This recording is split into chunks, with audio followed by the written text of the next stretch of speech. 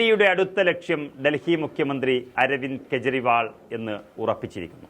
കൂട്ടാളികളെ ഏറെക്കുറെ അകത്താക്കിയ ഡി പലകുറി കെജ്രിവാളിന് നേരെ ഉന്നമിട്ടിട്ടുണ്ടെങ്കിലും തലനാരിഴക്ക് മുഖ്യമന്ത്രി രക്ഷപ്പെട്ടുകൊണ്ടേയിരിക്കുന്നു.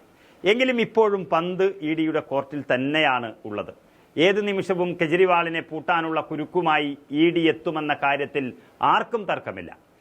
ഡി അറസ്റ്റ് ചെയ്യാതിരിക്കാൻ BJP സർക്കാർ ചില വഴികളും കെജ്രിവാളിന് മുന്നിൽ വച്ചു കഴിഞ്ഞു. കെജ്രിവാൾ തന്നെയാണ് ഇക്കാര്യം അറിയിച്ചിരിക്കുന്നത്.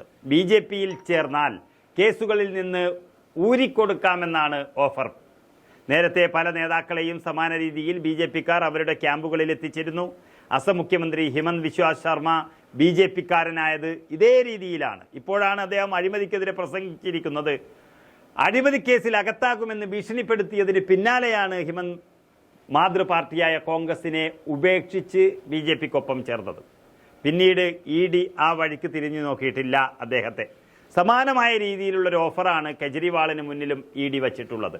ആം ആദ്മി പാർട്ടിയുടെ MLAമാരെ പണം നൽകി സ്വാധീനിക്കാൻ BJP നേതാക്കൾ ശ്രമിച്ചെന്ന ആരോപണത്തിൽ അന്വേഷണം നടക്കുന്നതിനിടെയാണ് തന്നെയും BJPയാക്കാനുള്ള ശ്രമം നടക്കുന്നതായി കെജ്രിവാൾ തുറന്നു പറയുന്നത്.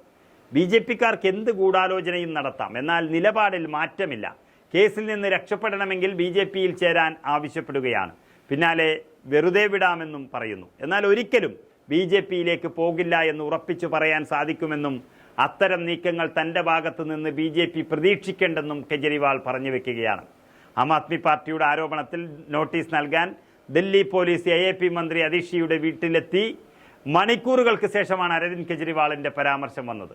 മുൻ MLAമാരിൽ 7 പേരെ പാർട്ടിയിലെത്തിക്കാൻ BJP ശ്രമിച്ചുവെന്ന് AAP അവകാശപ്പെടുന്നുണ്ട്. എന്നാൽ അതിഷി വീട്ടിലില്ലാത്തതിനാൽ ഡൽഹി വിദ്യാഭ്യാസ മന്ത്രിയുടെ ഓഫീസർ ഓൺ സ്പെഷ്യൽ ഡ്യൂട്ടിക്കാണ് നോട്ടീസ് ലഭിച്ചത്. ഇന്ന് വൈകുന്നേരത്തിനുള്ളിൽ നോട്ടീസിന് മറുപടി നൽകണമെന്നാണ് അതിഷിയോട് ആവശ്യപ്പെട്ടിരിക്കുന്നത്. നേരത്തെ ഇതേ കേസുമായി ബന്ധപ്പെട്ട് അരവിന്ദ് കെജ്രിവാളിനും നോട്ടീസ് നൽകിയിരുന്നു. 3 ദിവസത്തിനകം മറുപടി നൽകണമെന്നാവശ്യപ്പെട്ടുകൊണ്ടാണ് ഡൽഹി പോലീസ് ക്രൈംബ്രാഞ്ച് മുഖ്യമന്ത്രിക്ക് നോട്ടീസ് അയച്ചത്. കെജ്രിവാളിന്റെ ആരോപണങ്ങളെക്കുറിച്ച് അന്വേഷിക്കാനും BJP സമീപിച്ചതായി ആരോപിക്കപ്പെടുന്ന AAP MLAമാരുടെ പേരുകൾ വെളിപ്പെടുത്താനും പോലീസ് ആവശ്യപ്പെട്ടിരിക്കുന്നു. എന്തായാലും കെജ്രിവാൾ BJP പോരാട്ടം മറ്റൊരു തലത്തിലേക്ക് കടന്നിരിക്കുകയാണ്.